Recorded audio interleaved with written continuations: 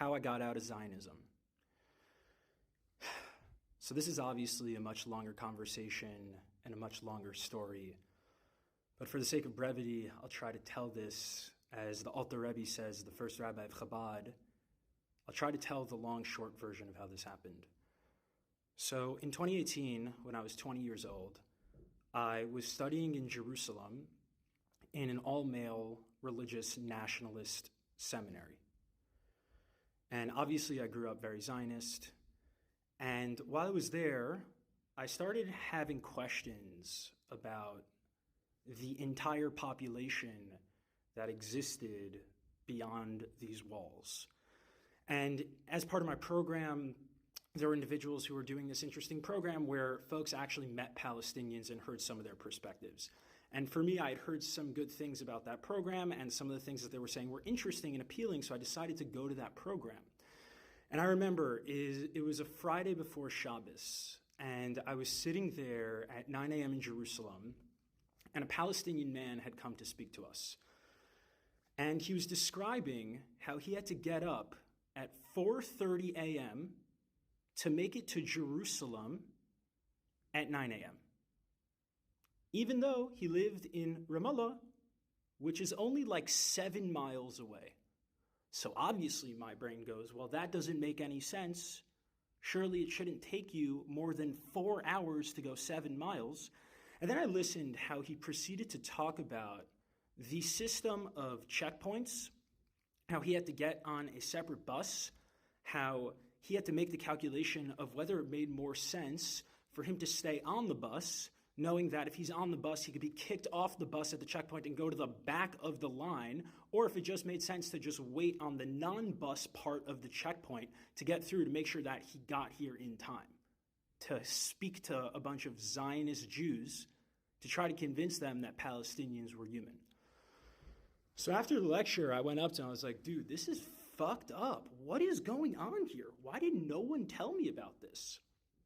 And I was like, can you just I didn't even know what to, I was like, more, just more, tell me more.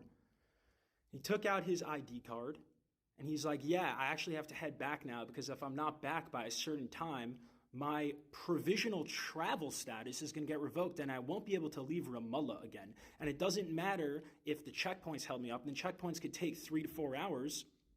So I need to head back now. I'm like, dude, it's 10:30 or 11 o'clock. He's like, I can't take any chances. I'm not risking this getting revoked. So I said to him, I was like, I need to know more. He said, well, why don't you come with me to Ramallah? So I'll tell you, the first thought that rose in my mind, it was rising and it said, if I go, you will kill me.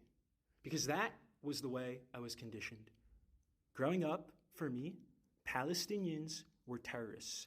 There was no possibility that a Palestinian was human, and certainly no possibility that Palestinian resistance had nothing to do with Jewish folks, but had to do with the fact that there were settlers kicking Palestinians off their land, upholding apartheid, ethnic cleansing, and genocide.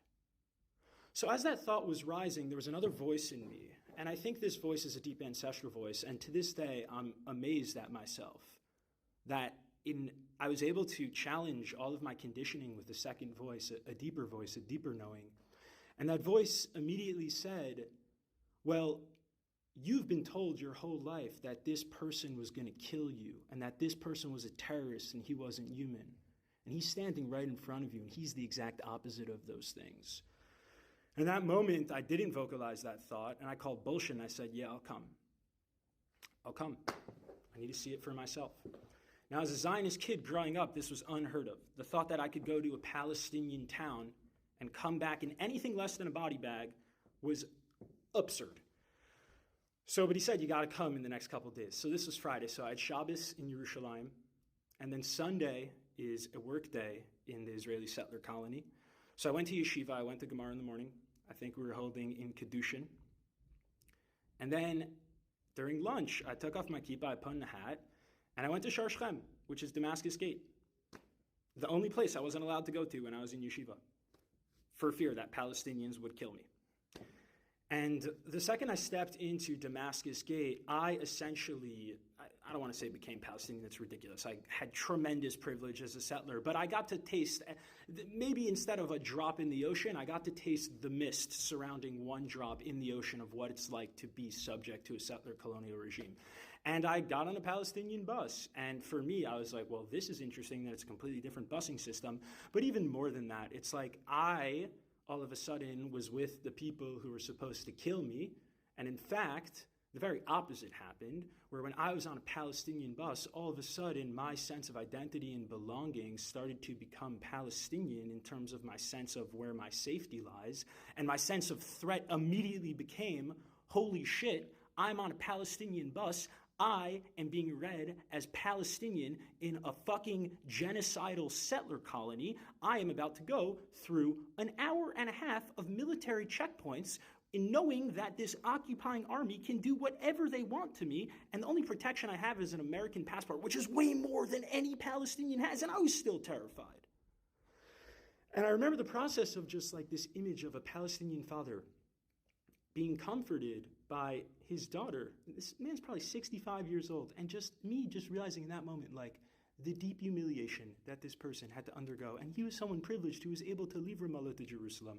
And I remember just going through the Columbia checkpoint, IDF soldiers coming on, harassing us. And I remember going into the Columbia checkpoint and being on the inside of the wall and seeing the beautiful graffiti and seeing that there was a graffiti of someone, a kid with a slingshot. And my Jewish brain at the time said, wow, this is amazing. The Quran and the Torah are so similar. They also have an image of King David with a slingshot.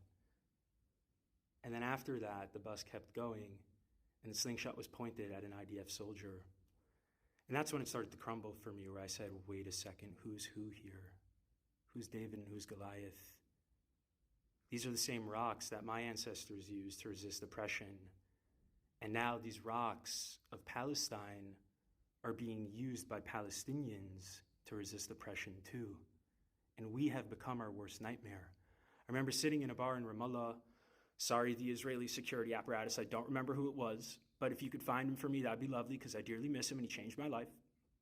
I remember sitting in a bar in Ramallah, and this person just explaining to me, this beautiful Palestinian human just explaining to me, being so patient with me, speaking to a Zionist settler, speaking to me and just saying, like, dude, like, most people here have never seen Jerusalem. I'm like, what are you talking about? It's literally right there. It's like you have to be a male and 65 or older, or women 55 or older, or you need to have someone sponsor you for a work permit, but the only way they can sponsor you, there has to be an Israeli, and how the fuck is an Israeli going to sponsor you if they don't even know you exist because you're behind the wall? Again, maybe the regulations have changed. This was my experience 5 years ago. It's probably gotten worse. And I remember him saying to me, he said, Shlomo, what would you do? What would you do if your entire life, the only person of the occupying army that you saw, and the only interaction you ever had with Jews were IDF soldiers who came in and raided you and arrested you in the middle of the night, put you under administrative detention, tear gassed your homes, cut off your water and electricity, arrested a bunch of your friends, and killed you and harassed you? He said, what would you fucking do? And I said, if you don't think that I would resist with every single fiber in my being, as long as I was alive, to liberate myself from this colonial hell, you are out of your fucking mind. I said, how dare you even ask me what I would do? I said, do you know my ancestry? Do you know who I come from? Do you know that my lineage? My grandfather survived Auschwitz, Reb Shimon Bar Yochai, Hanukkah. You think I wouldn't fight back? That was after 6 hours. Can you imagine what 18 years, what 30 years does to the psyche of someone like that? And y'all sit here and get confused with Palestinian resistance? Are you kidding me? All that shows me is that A, you have no idea what the settler colony of Israel is, and B, it's disrespectful. You're disrespecting yourself because you're telling me that if you were in that position, you wouldn't fight back and you would willingly die. And that tells me that if I was in Auschwitz with you and we were in the bunkers, you wouldn't resist our Nazi captors. And that is someone I don't trust. So let's fucking get it together and start telling the truth and take this seriously. Let's fucking free Palestine for all people, everyone on the land.